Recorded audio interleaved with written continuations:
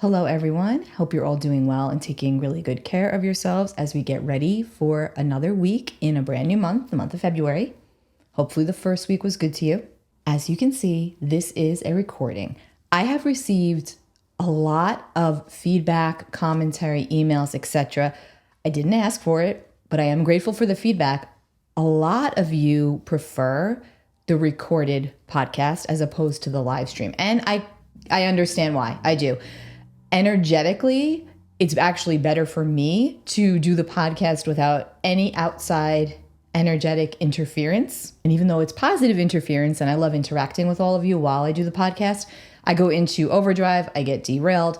So I have made a decision that for now, I'm going to be doing the podcast as a recording. However, we will have the opportunity to do the live spiritual chit chat and the interactions with each other very soon and much more frequently. So just bear with me. Just trust that you're still going to get all of the information and more. As always, I truly, truly value your support and I honor your feedback, even when it's constructive criticism. And for those of you that appreciate the live forecast, I'm sorry if that disappoints you, but like I said, we will have a lot more opportunities for live interactions, and we can have also Q&As based off of the podcast at times. So if you have questions, you can always leave them in the comments. All right, so having said that, let's dive into this upcoming week's astrology and energy forecast. We are looking at the week of February 9th, Monday, February 9th, through Sunday, February the 15th.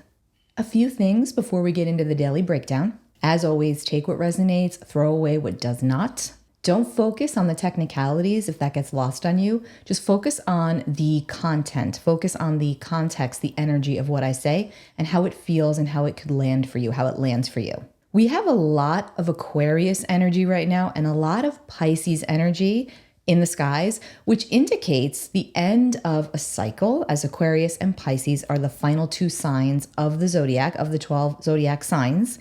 We are getting ready for the new year, for the astrological new year. March 20th is the equinox, and that is officially the new year for us. That said, with the Aquarius Pisces themes going on right now, there's a lot of energy of wrapping things up. New beginnings, imminent. And as I was looking at the charts and feeling into the energies of this upcoming week, Spirit showed me a huge present, a box. It was gold wrapped with a red bow. I always look at red as good luck, positivity, and vitality, and gold is very strong with spirit and connection. So I looked at this as if you are doing your soul work, which I know all of you are, that gift box, that present represents spiritual presence. These are those things that might not be obvious to us at first. They may not seem all wrapped up and shiny with a bow, but in time you will recognize why, where, and how certain things were laid out for you a specific way, why they needed to be, and where you're headed next. Confusion should start to clear, although we are getting ready for a Mercury retrograde. But bigger picture, spiritual presence abound for all of us, endings and beginnings. Another important mention is that the planet Saturn, the planet of discipline, structure, order, time, also rules over karma, our actions of both the past and the present, which also sets the stage for the actions of the future. Saturn's all about time. It's about what we build. It's about how we work, what we work for, and where we could experience frustrations, delays, and sometimes outright no's or blockages. Saturn asks us to do the work by where he lands in our lives, in our astrology charts, and in the skies. So Saturn right now is at the 29th degree of Pisces as of February 5th. Why is that significant? Because that is the anaretic degree. It's the critical degree. And we're in the last sign here, and Saturn is wrapping up a 28-29 year cycle of now having gone through all 12 signs of the zodiac, spending roughly 2.5 years in each sign. So for all of us personally speaking, we get the Saturnian lessons and blessings based off where Saturn is transiting. And he's been in the sign of Pisces for the last few years. You can always pull up your birth chart. I will link that right down in this post. Note where Saturn falls in your chart, what sign it falls in, and note where Pisces falls in your chart, because that's the area where Saturn has been moving for the last few years. So that's some soul work for you to do this week, or homework. I refer to it as soul work. Find where Pisces falls in your birth chart. You can also download a free guide through the houses of the birth chart. So depending upon which house Pisces falls in, you can then go back and correlate that with what has been the theme in your life for the past few years. What have you been working harder on, or where have you been finding that a lot of the energy was concentrated, where you've been grinding, where you've been working? Doesn't always mean it's been positive, and it certainly doesn't always mean it's been negative, but it is what it is.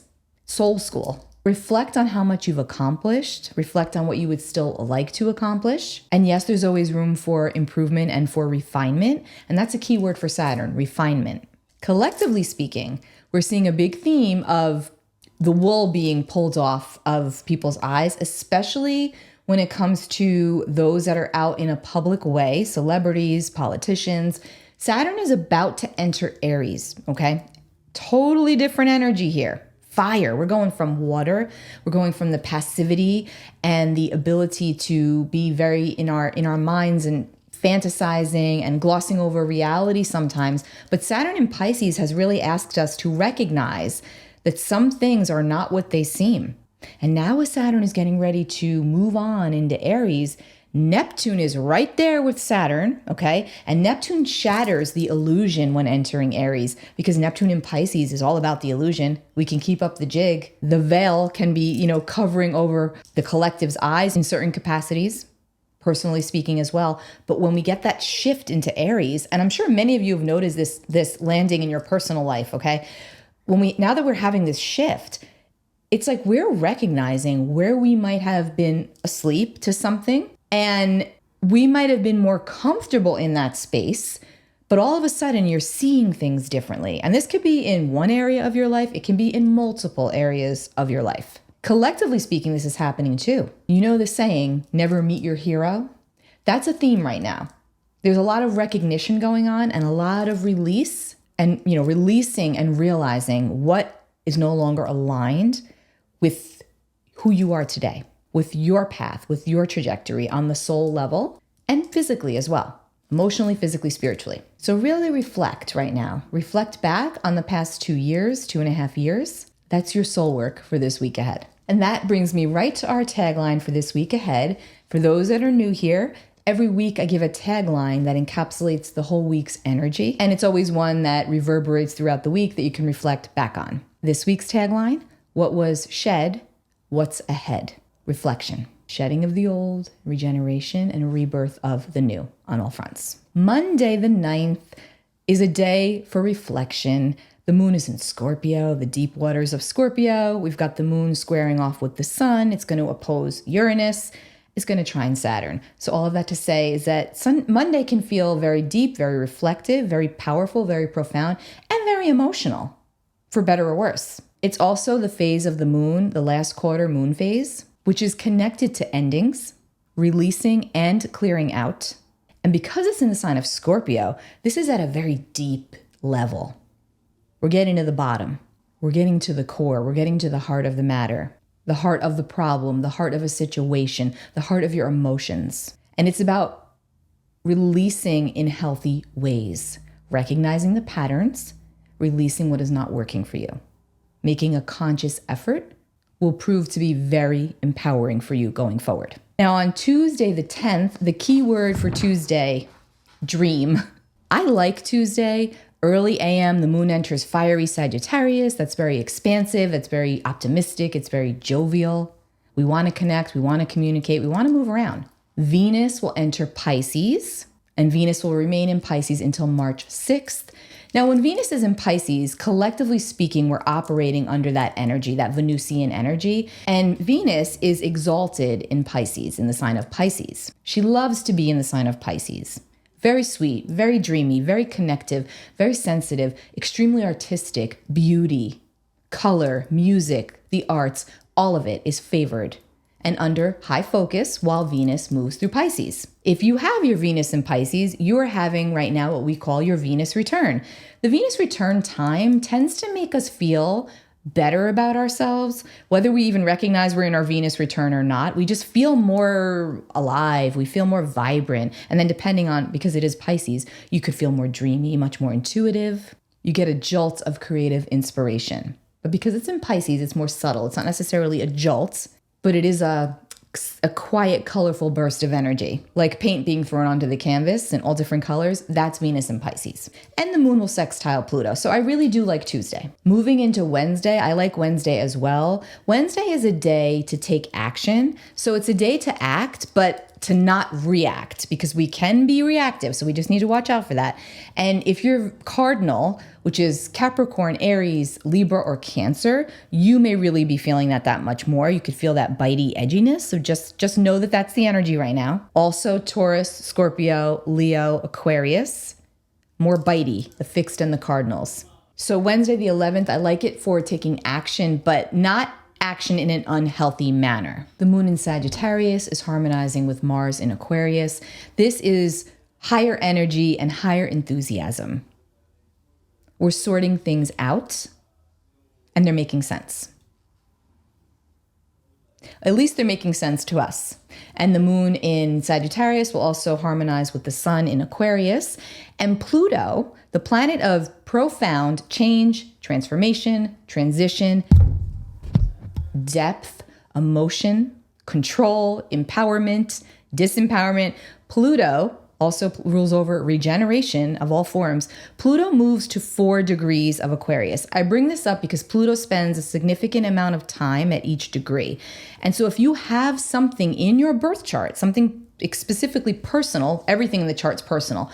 But when I say personal, I mean like, say you've got a 4-degree Aquarius sun or Taurus sun or Scorpio or Leo. Fixed people, fixed peeps, Taurus, Scorpio, Leo, and Aquarius, especially if you have anything around that 4th degree. At that 4th degree specifically, you're receiving a Pluto transit. This can bring in profound transformation, and it can be very subterranean. It doesn't have to be out there and in your face. This can be subtle, this can be internal, this can be emotional, this can be psychological, spiritual, physical. It's different for everybody, but it does bring in an intensity, a heat to whatever it is that you're doing, by where these areas fall in your birth chart. For those that don't understand that but want to know more, please know that I have a lot of content to help you out, both free and paid. You can find everything on my website under courses and products. You can also find a lot on my YouTube channel.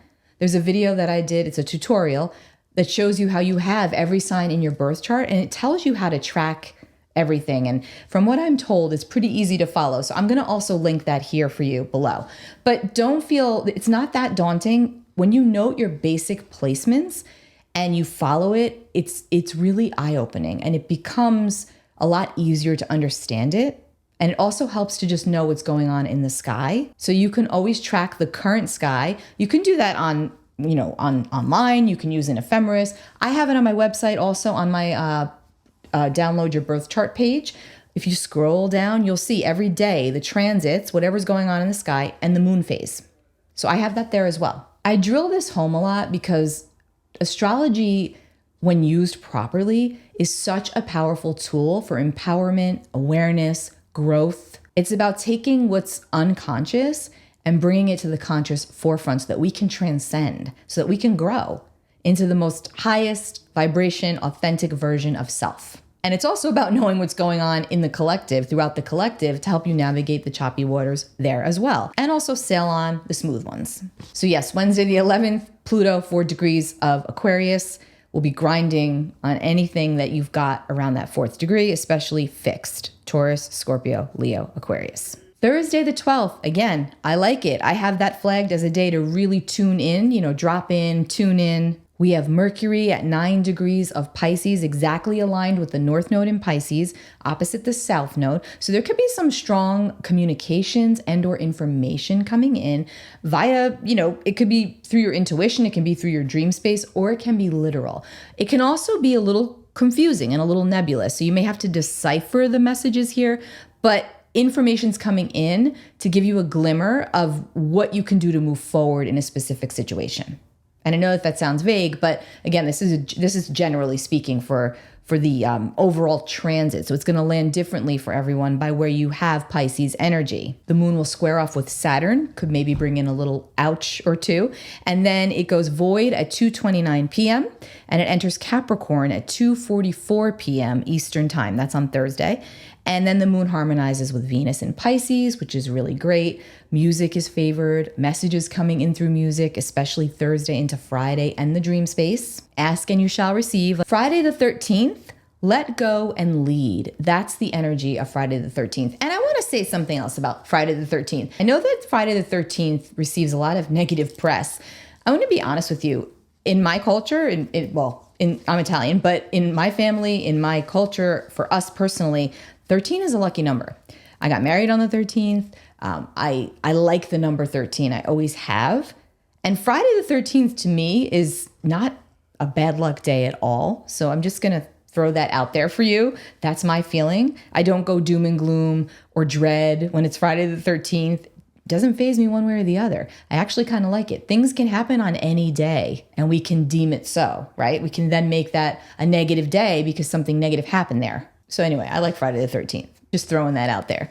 I have Friday flagged as let go and lead. The moon in Capricorn is harmonizing with the nodes of destiny. And then the biggie of the week, and quite possibly one of the biggest events, astrologically speaking, of the year, Saturn moves into Aries. Saturn will move into Aries at 7:11 p.m. Eastern time. Saturn's here to stay now until 2028. So go to your birth chart. Where's 0 degrees of Aries, because that's where you're entering the school of Saturn for the next 2 years, a little over 2 years. Now, Saturn is actively aligning with Neptune. That's very active. So there is going to be like a transition period of facts versus fantasy, what's real and what's not, what I believed before and what I believe now. There's this feeling of being in between worlds. We're all there. Just know that. But it's an energy of taking leadership for self first and foremost, so that then you are able to lead others where necessary. It's about honesty and authenticity. Now that Saturn's shifting into Aries, we will all be held accountable for our actions now and in the past. Remember that karma never misses an address, for better or worse.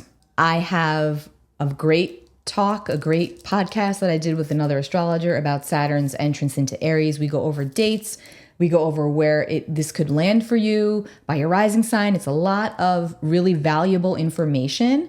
It was a lot of people referred to it as a big therapy session. So I'm going to also link that down below here in this post. So when you have some time, check it out. This will help you.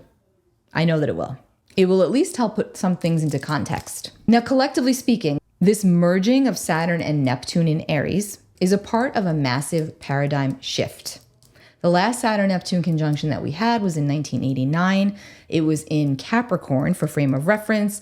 And just one of the things that occurred under that energy was the Berlin Wall collapsed. Saturn, the boundary. Neptune, the dissolution of the boundary. Neptune is the water. Neptune dissolves. Saturn is the structure. So there it was quite literal. There were a lot of other things that happened under that energy. I'll also link my Saturn. There's another Saturn video there where I go into all of this. So I'm going to link that below for you as well if you're interested. It goes more into the history. But with Saturn in Aries, we're really all learning or reactivating our independence. We're learning how to be independent, how to take the initiative where we need to have the courage and to not be afraid, to go forward boldly where we need to go, where we dare to go. And most importantly, it's about being comfortable with your true identity. Now, if you've already done all of that, if you feel like you're already there, this can be an amazing time for you, especially if you've got strong Aries energy in your birth chart. An amazing time for growth and progress, regardless. Yes, it will stretch you, but it's necessary. And if you haven't done some soul work, get ready for some lessons here with Saturn and Aries, which we'll all have anyway, but it's all about how we navigate. But we first have to validate in order to navigate. We have to recognize. All right, then on Saturday the 14th, the moon in Capricorn will harmonize with Uranus, and then the moon goes void at 8:31 p.m. Eastern time, and it enters Aquarius at 1:17 a.m. Eastern time on Sunday the 15th. So the moon will be void for a significant period of time, going from Capricorn to Aquarius. So everybody is going to think that their way is the right way. So if you are out and about during those hours and somebody tries to pull you into a debate, especially if it has to do with politics, science, etc., what's going on in the world right now, which is such a powerful hot topic, of course, just know that everyone is going to be very rooted to their position and very inclined to tell you so in many different ways and on various levels. Sometimes it's best to just keep your mouth shut, at least while the moon is void. So moon's void 8:31 p.m. Eastern time until 1:17 a.m. on Sunday the 15th. And I apologize, you'd have to obviously change that for your time zone. But otherwise, I like Saturday as well. And then on Sunday the 15th, the moon will align with Pluto. That's profound, that's intense. Saturday going into Sunday, the dreams could be bringing forth some very powerful messages from the depth of your soul, from your psyche. Moon will also harmonize with both Saturn and Neptune, intuition, overload. And Jupiter moves to 15 degrees of Cancer, where he will soon station direct in March. So Jupiter is also moving to the 15th degree. He's moving, I should say, a degree, and will stay until March when he stations direct. Now, if you want to know more about how this lands for you personally, just listen to this. If not, you can skip ahead. But Jupiter in Cancer, Jupiter always wants to reward us for our growth. And with that comes more growth. So yes, there's blessings where Jupiter's involved, but there's also lessons where Jupiter's involved. And the more you integrate the lessons, the more blessings can come in.